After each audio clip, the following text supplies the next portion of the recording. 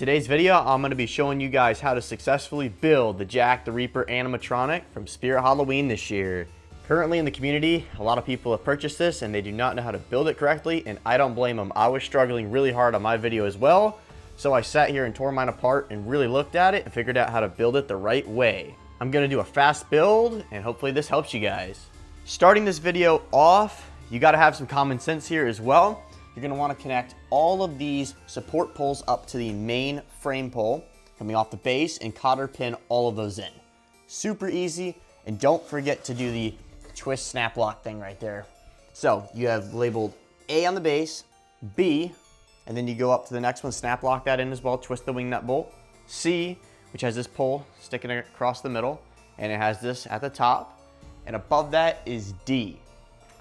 Spinning it back around to the front, you won't see any of the labels. This pole is supposed to lean forward, not at a side angle or backwards or anything like that. There is no real order to do this, so this is one of the first steps that I recommend, is putting the hand over, and that'll slide down and fit right over this, just like that. And then the scythe is gonna go on top, and it just sits over it, like that. So this is what you'll have so far. We're grabbing the U-shaped arm labeled J, and that's gonna connect in over here. So if I lift this up, you'll see where that snap lock goes in. And then you can cover the arm back up with that. We're on the back of the fabric where the Velcro goes all the way up, and when looking at it, you wanna go on the left side, and that's his arm. And this is gonna go over the foam arm that we have right here. Just like that. And connecting to the arm, we have the main torso piece.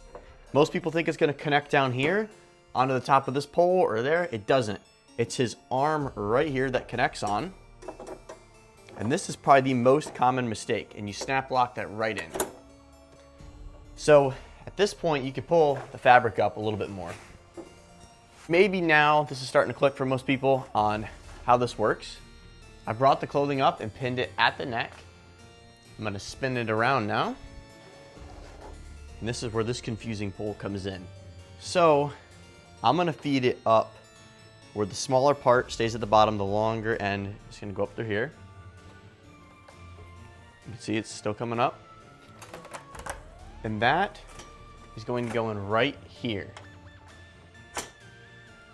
And you will need to cotter pin it, but before I do that, I'm gonna pin that right there. So both of those are in, and you can see this is where the Velcro starts at the top, and above that it's just stitched. So I'm gonna put those pins through. Once you get those pins through, you wanna have the arm cotter pinned to the hand with a 4-cut connector and attaching that wire together. This little piece goes over the wrist, like that. And then here's the wire and the connector we got right there.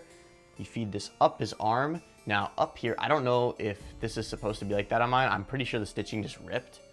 But you want to feed it up through the arm, and I'll meet you guys at the top. I spun them around, connecting that wire. And this is another huge issue. Where would you plug this in? Now, the answer is, kind of have to spin them again. There is this hole right here that you put it through, and you can manually move this if you need to as well. So I'll move mine as far that direction as I can, and right here you want to put another cotter pin through. It will move while you try to push it, but just like that.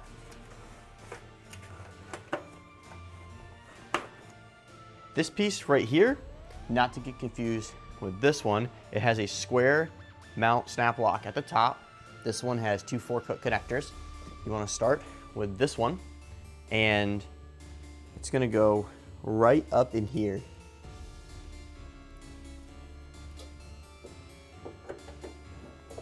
Now if yours isn't looking like this so far, it's because all this Velcro right here needs to get pulled apart. It goes all the way down to the floor.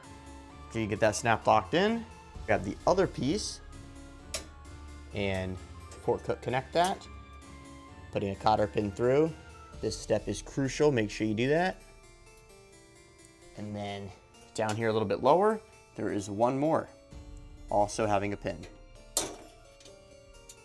This part might be a little bit tricky, but you just want to grab this fabric and wrap it all the way around while Velcroing it.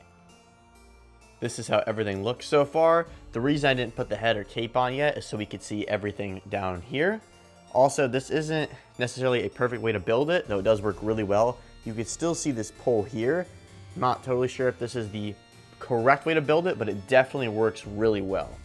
Next part is putting the cape over before his head, dropping the head on, and connecting the wire. And that is how you successfully build Jack the Reaper from Spirit Halloween, guys. It's pretty simple, right? Hopefully this video helped, and if it did, let me know in the comments. And if you need any help, also put them down there. I should be replying to a lot of the comments on this video. Thank you guys for watching. See you in the next video.